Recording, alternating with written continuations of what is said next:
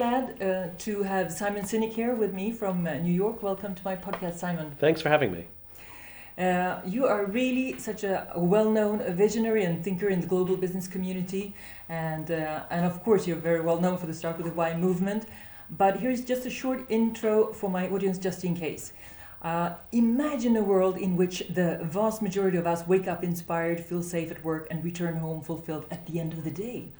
Simon and his team, they commit to finding and building the leaders who will work to make this vision a reality. And this is actually something that I truly support, and I've been working on this, let's say, agenda for a long time myself. So I'm really super honored to meet with you. Actually, it has been one of my small kind of dreams actually in my life to meet with you, because I wanted to say personally, really thank you, because you're doing such a great job, and your team absolutely so as well. And I'm trying myself to share as much as possible of your thoughts and of your, inspiration for action, because without action we're not doing anything, right? Thank you. You are very soon launching this Infinite Game, the book, Mm-hmm. right? And I get the feeling that book will be as forceful as the Why movement has been. So it's like the next big engine in this big work of yours, like a force actually. Is it possible for you to just quickly tell us about what is the main ideas that people will read about and learn about from that book? Yeah. So we operate in a world, and we do many things in which there is no finish line. There's no such thing as winning in marriage, right? There's no such thing as winning in friendship. And there's definitely no such thing as winning business. And yet, if we listen to the language of too many leaders, they talk about being number one, being the first, and beating their competition. But there's no such thing. No. Based on what agreed upon metrics, based upon what agreed upon timeframes. So the problem is if we're playing with a finite mindset, we're playing to win, in a game in which there's no such thing as winning, there's a few very predictable and consistent outcomes. Decline of trust, decline of cooperation, and decline of innovation. And I would argue that too many of us are playing with a finite mindset in the infinite game of business. And so we have to adjust our mindset to play for the game in which we're actually playing. And so I wrote this book to offer some guidance as to how we adjust to that infinite mindset. So there is a concrete way of reaching that, or is it more of a mindset? No, there's very specific steps we have to take. Okay. No, we have to have a just cause. We have to have trusting teams. We have to have a worthy rival, existential flexibility, and the courage to lead. These things are necessary. To that. If we can master those things, then we will have adopted the infinite mindset. And I'm interested in this. You mentioned rivalry, and that's not competition. That's another thing, of Correct. course. But how do you define this rivalry, and how do we understand more? So a competitor is someone in a game, in a competition that we aim to beat, right? But in an infinite game, we don't have competitors, we have rivals. We have worthy rivals that are worthy of comparison. Other players who are better than us at what we do, or better than us at things we hope to do. And so their strengths reveal to us our own weaknesses. And very often when there are other companies, whether they're in our industry or not, or other individuals, whether we work with them or not, sometimes when they do well, we get angry. Well, that is proof that we're thinking of them as competition rather than worthy rivals. When we have an infinite mindset, we're grateful to the people who are better than us. Because as I said, their strengths reveal to us our weaknesses and show us where we can work to improve. And what about trust? That's what we all want. Trust is core to play in the infinite game. We have to have trusting teams, because in a trusting team, people admit mistakes, they ask for help, they point out gaps in their training, and so they ask to be made stronger, better, grow. If we do not have trusting teams, people come to work every day lying, hiding, and faking, hiding mistakes, pretending that they know everything. Well, that's not going to last for long. Eventually cracks will form and things will break. And here at the Nordic Business Forum, where we are now, you're going to talk to some 1,300 leaders. What is the absolutely most important thing for you that they get before leaving the room? I want to challenge their existing assumptions of how the world works and how business works. Just because something is normal or universally accepted doesn't mean it's right. Exactly. At one point, everybody thought the world was flat until we found out it wasn't. Yeah. So I think this idea of this finite game that we're all playing in business, it's a little bit of a world is flat moment. Yeah. Just because we all believe it doesn't mean it's right.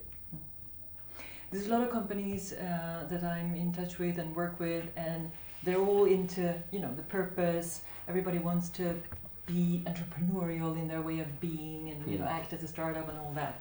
Has almost become like a religion. But at the end of the day, it's very much also superficial. Right. So I see plenty of that. Yeah, and how do we get more to the core so that people or companies actually act from, a deeper place, or act from a sincere, let's say, a genuine place, that they really want to, use themselves as an instrument for change, or an instrument for a solution. Well, you said it. They have to want to. Yeah. Right? My friend George Flynn says, the first criteria to being a leader is you have to want to be one. Yeah. The first criteria to being honest is you have to want to tell the truth. The first criteria to being authentic is you have to actually want to say and do the things that you actually believe. The first criteria to having purpose is you actually have to believe in your purpose. Too often it's just marketing. We put it on our website because, every company needs to have one, but we don't actually use it to make decisions. So if you put it on your website and then you never look at it again, and you make your decisions based strictly on numbers and you never refer to it as for guidance, then it's bullshit. Sure. I mean, it's what it is, right? We don't need more of that, right? I mean, let's call a spade a spade. It's just marketing. It's just marketing. It's appeasement. Yeah. And can I ask you, what are at least one transformational point in your life that have influenced you the most? I've had a few.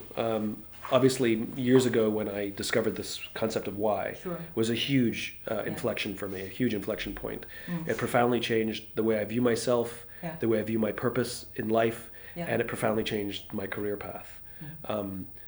Each of my books, quite frankly, I don't write books because I want to. I'm writing, my work is all semi-autobiographical. It's my journey. Yeah. And each of my books reflects a major stage in my journey. So Leaders Eat Last came at a point where I was struggling with trust. I didn't know who to trust or how to trust. And it was never supposed to be a book. I just set out to try and understand trust. Yeah. It eventually became Leaders Eat Last. And this new book, The Infinite Game, is the same thing. I'm an idealist. And everybody accuses me of being naive or stupid. And they tell me I don't understand how business works. And it's very hard to be an idealist in a world where everybody tells me that I'm naive. And so there's a point at which you start thinking, is it me or is it them? Exactly. Because too many of us think it's us, because everybody's telling us it's you. You don't understand. I was just foolish enough, or naive enough, I guess they were right, to think, well, maybe it's not me. Maybe I'm onto something and they're the ones that are naive and don't understand how the world works. And so when I discovered this idea of finite and infinite games written by James Carsey in 1986, it shook me. I was like, oh my God, they don't know the game they're in. They're playing by the wrong rules. They're playing for the wrong game. Oh my goodness, this is fantastic. So it was probably, they got one thing right. I was naive enough to believe that maybe the majority is wrong. And there are many, many people who think the way I think. And here's the joke. I don't think it's the majority that's wrong. I actually think it's the minority. I think most of us have a sense that the companies we work for, the way the economy works, the way business works, it doesn't quite feel right. It's kind of uncomfortable, but we think we're the dumb ones, and we think we're the naive ones, and the ones who have made all the money, that maybe they know something because they're rich and they're the CEOs of the companies. So I actually think my work represents the feelings of the majority. And I think it's actually the minority that have been trying to tell us that we have it wrong, that are the wrong ones. And we see that there's this huge spike in anti-capitalist sentiment around the world. And I think that it's not capitalism that's the problem. It's the form of capitalism that we have. We have a finite form of capitalism now that is actually very destructive. And what they're rebelling against is not all capitalism. Let's not throw the baby out with the bathwater. Capitalism is a great idea when it puts people first. Capitalism is a great idea when we prioritize employees and customers before shareholders. It works brilliantly. It's worked for over 200 years.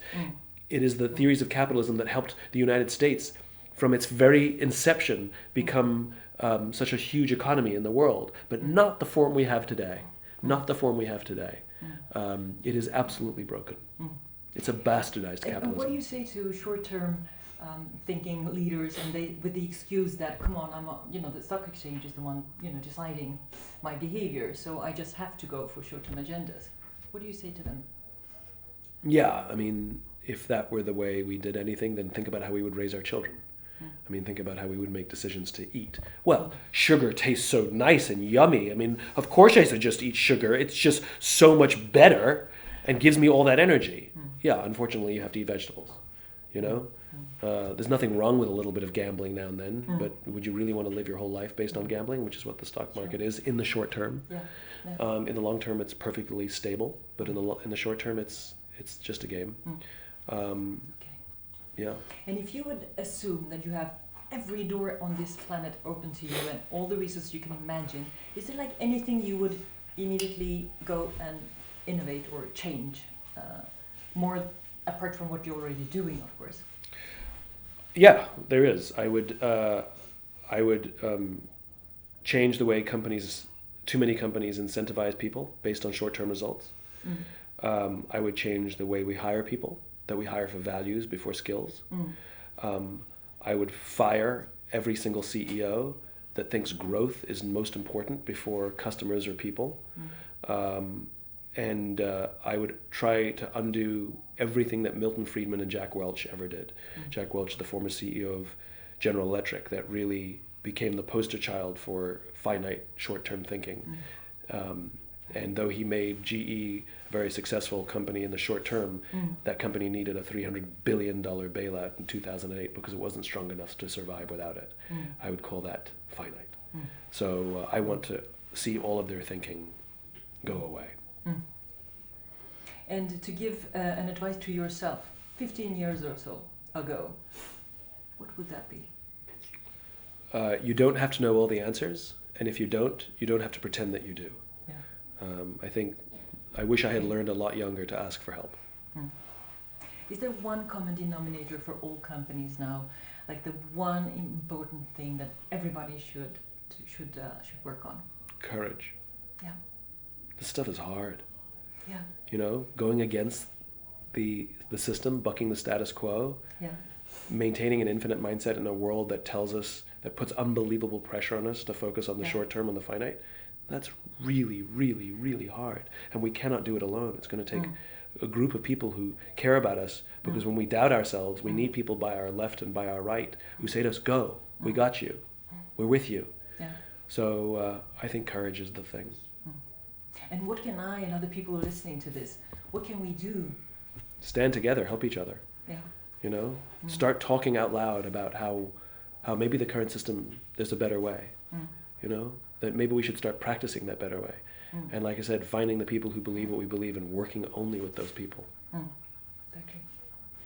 And a big final question, what do you think the world needs most at this time? A little more love. And more love. A little more connection. Yeah. We're connected, but we're not connecting. We're not connected. I think the quality of human relationships is suffering. Loneliness is up, anxiety is up, depression is up, accidental drug overdoses is up. We're lonely, and too many of us are in pain. And I think we have to help each other.